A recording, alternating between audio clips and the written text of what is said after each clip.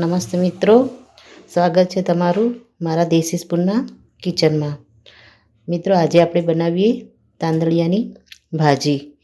તો એના માટે મેં 2 થી 3 જોડી તાંદળિયાની ભાજી લીધી છે. એને મેં 7 થી 8 પાણીથી સારી રીતે ધોઈ લીધી છે અને ઝીણી ઝીણી સમારી અને પછી ધોઈ છે. એમાં માટીનો ભાગ વધારે હોય છે તો ધોવામાં અને એને કાપવામાં થોડી વાર લાગે છે, પણ ખાવામાં ખૂબ જ ટેસ્ટી લાગે છે અને શરીર માટે પણ ખૂબ જ સારી છે ગ્રીન ભાજી. તો મિત્રો, આપણે બનાવવાની શરૂઆત કરીએ. તો ભાજીને મેં ધોઈને લીધી છે. આને આપણે એક મોટા વાસણમાં લઈ અને સૌથી પહેલાં તો એને બોઇલ કરી દઈશું. જરૂર પૂરતું મીઠું નાખી અને બોઇલ કરી લઈએ. મિત્રો, આપણી ભાજી છે એ બોઇલ થઈ ગઈ છે. એનું બધું પાણી આપણે કાઢી લીધું છે. આમાં આપણે મીઠું નાખતી વખતે ખાસ ધ્યાન રાખવાનું કે ભાજીની ક્વોન્ટિટી પહેલાં આપણે કટિંગ કરીએ ત્યારે ખૂબ જ વધારે હોય છે, પણ બોઇલ થાય એટલે એની અડધી થઈ જાય છે. એટલે આપણે મીઠું એકદમ ઓછું જ નાખવાનું. તો આપણે ભાજીને થોડી ઠંડી થવા મૂકીશું અને આપણે એક ચટણી બનાવી લઈએ. ભાજીનો વઘાર કરવા માટે લસણની ચટણી બનાવીશું. તો સૌ પહેલાં તો આપણે 1 ચમચી જીરું એડ કરીશું. આપણે અડધી વાટકી જેટલું લસણ લીધું છે. લસણ આપણે થોડું આગળ પડતું લઈશું. આની અંદર લસણ અને જીરાનો ટેસ્ટ વઘાર આપણે કરીએ એ ખૂબ જ સારું લાગે છે ભાજીમાં. આપણે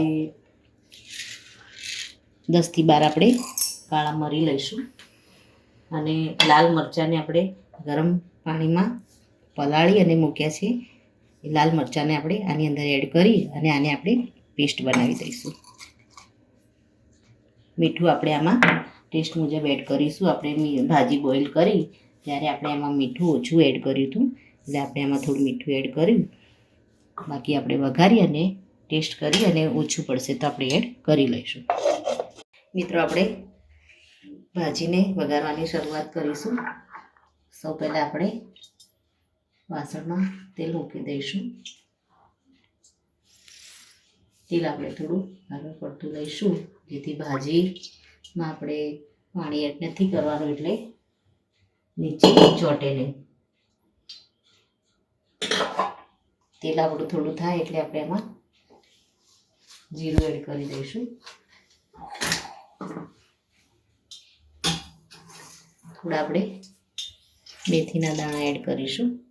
મેથીને થોડી આપણે બ્રાઉન થવા દઈશું. ત્યારબાદ આપણે થોડી એમાં જીરું એડ કરીશું. મિત્રો, મેથી સરસ થઈ ગઈ છે. આપણે એમાં જીરું એડ કરી દઈશું. જીરું આપણું થોડું બ્રાઉન થાય એટલે આદુ અને લીલા મરચાંની આપણે ઝીણા ક્રશ કરેલા છે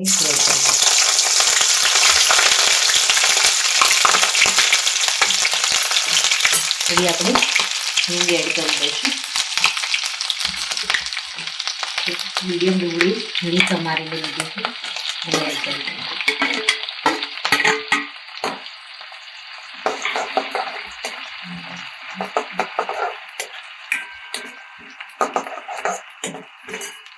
હવે આપણે લસણ અને મરચાંની જે પેસ્ટ રેડી કરી હતી પેસ્ટને આપણે એની અંદર એડ કરી દઈશું.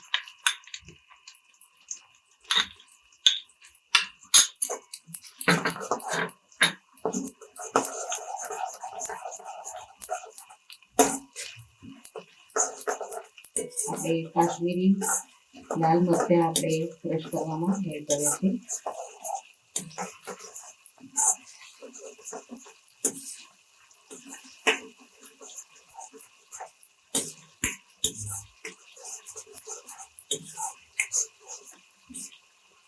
આપણે એમાં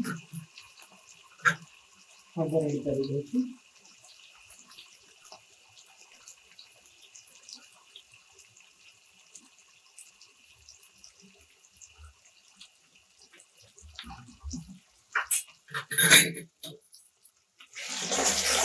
મસાલાને શેકાવાની હવે સુગંધ આવી ગઈ છે. હવે આપણે બોઇલ કરી અને જાળીવાળા વાસણમાં રાખેલી ભાજી આપણે આની અંદર એડ કરી દઈશું.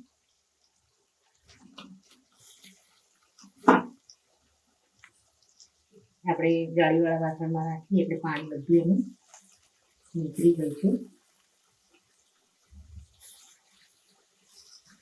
ગેસને આપણે મીડિયમ રાખીશું.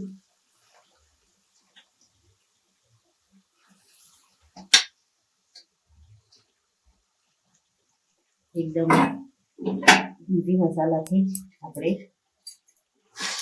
શાક બનાવી અને રેડી કરીએ છીએ.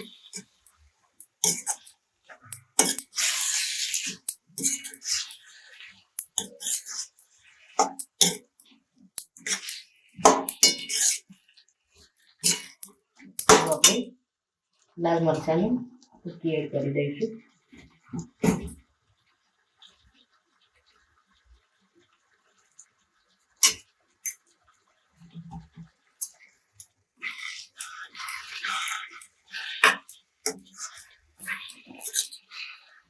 પાંચથી 10 મિનિટ માટે આપણે આ રીતે એને ચલાવતા રહીશું, જેથી નીચે ચોંટી ના જાય.